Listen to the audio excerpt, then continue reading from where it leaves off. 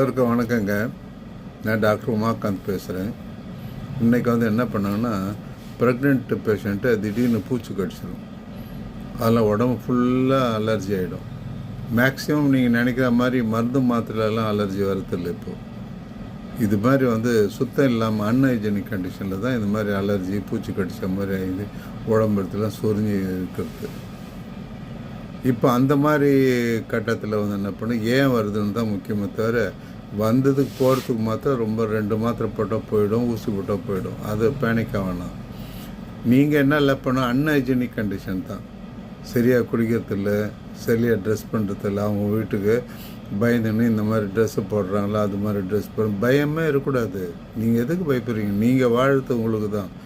ஆனால் லூஸாக ஒரு நைட்டி போடுங்க, டெய்லி ஒரு நைட்டி போடுங்க, 7 நாளைக்கு 7 நைட்டி போடுங்க, 7 நாளைக்கு 7 தலைகாணி துவரையை மாற்றுங்க, 7 நாளைக்கு 7 பெட்ஷீட் போடுங்க, ஒரு நல்ல நறுமணமான வத்தி கொளுத்தி வைங்க, தலை நிறைய பூ வைங்க. நான் ப்ரெக்னென்ட் ஆகிட்டேன், நல்லபடியாக பிறந்துடும்னு சொல்லிட்டு மத்தியானம் 2 ஹவர் கண்டிப்பாக படுத்தே ஆகணும். லெஃப்ட் சைடாக படுக்கணும். நைட்டுக்குள்ளே ஒரு 5 மணி நேரம் படணும். அதுவும் லெஃப்ட் சைடு தான் படணும்.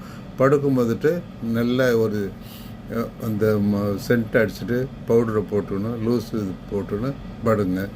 2வது உங்கள் கட்டில் மேலே யாரையும் உட்கார விடாதுங்க. நான் பேச ஒரு அனுபவ டாக்டர், படித்த டாக்டர் மாதிரி பேசணும்னு எனக்கு அவசியம் இல்லை. எனக்கு 78 வயசாகுது. இது ஃபீல்டில் 50 வருஷம் அனுபவம் இருக்குது.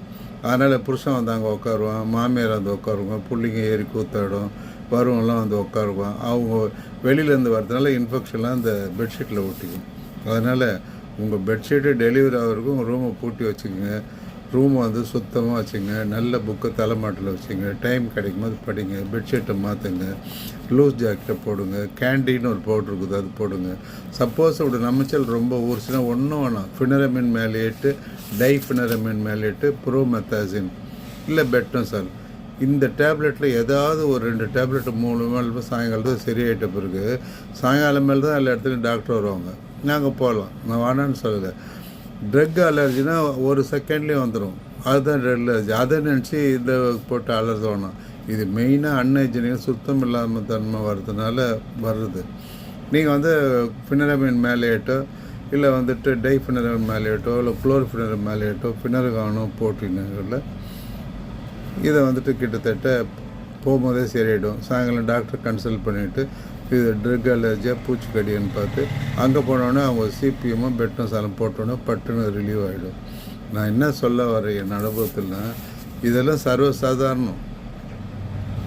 அதனால் இதுவும் ஒரு வீட்டில் பேரசிட்டமாலும் குளோர்ஃபினரமின் ஸ்டாக் பண்ணி வச்சுக்கிறது நல்லது.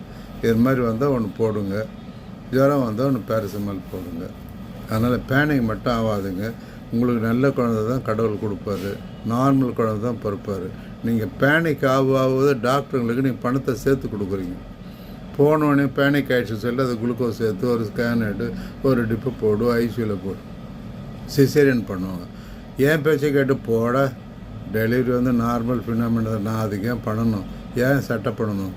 புருஷனை என்ன கெஞ்ச வேண்டியது, மாமியார் என்ன கெஞ்ச, அவளாண்ட என்ன சொல்கிறது, மாமியார் விட்டு எதையும் கட்டப்படாது. நான் நார்மலாக டெலிவரி பண்ணுவேன், எங்கள் டாக்டர் சொல்லிட்டார்.